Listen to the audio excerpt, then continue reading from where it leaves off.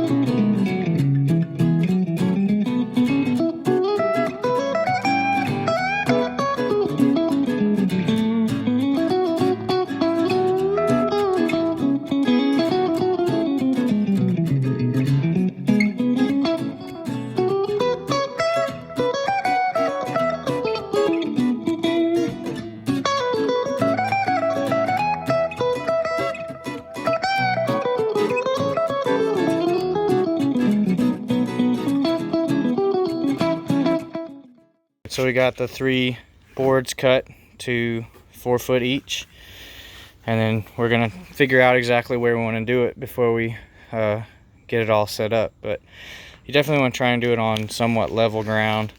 If you want to take a level and shimmy something up under one side, you can. We're just gonna try and make it as level as possible before we get it all screwed together. Here it is, 12 foot long by 4 foot long. Got the little raised bed made. We're gonna do 2 of them this way, perpendicular to the other one that we have over here. But we're just building this one right here today, because tomorrow we're gonna go pick up some fall winter vegetables to try and get in before our growing season's over. So we're gonna try and get in some cauliflower, some cabbage, possibly Brussels sprouts, lettuce, and some Swiss chard.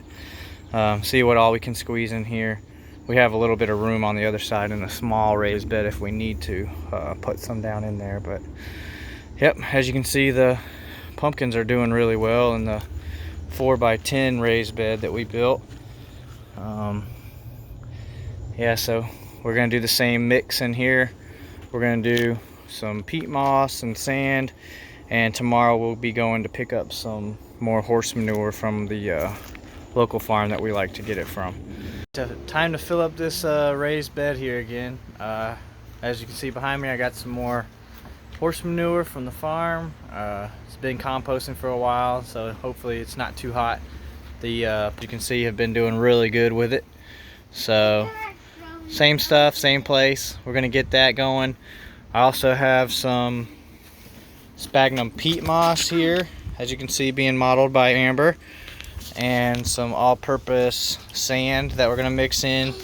So each bed is going to be, well, it's a 12-foot long bed, so we're going to have 2 6-foot sections with 1 bag of peat moss and 1.5 bags of sand, and then rest of the way we're just going to fill it up with the horse manure.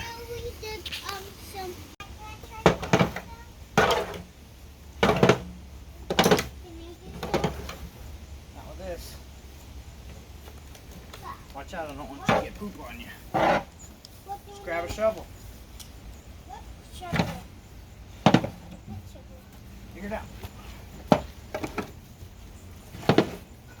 Then open up a bag of peat moss, put it in each side. Hi guys.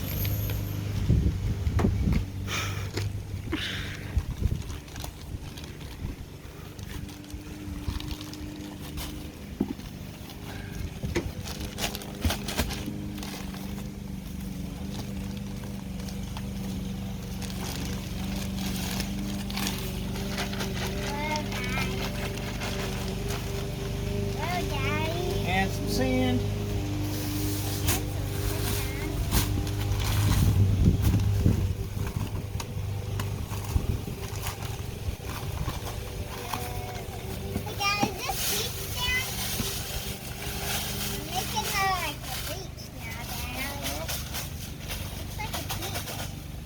Now we're gonna mix it up. Help me rip it. Rip it. No, let's keep it in here. Okay, let's do it right here. Go ahead.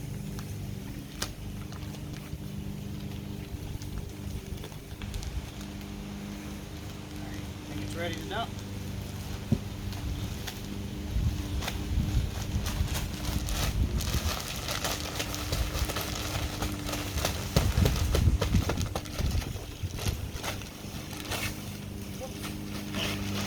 Okay.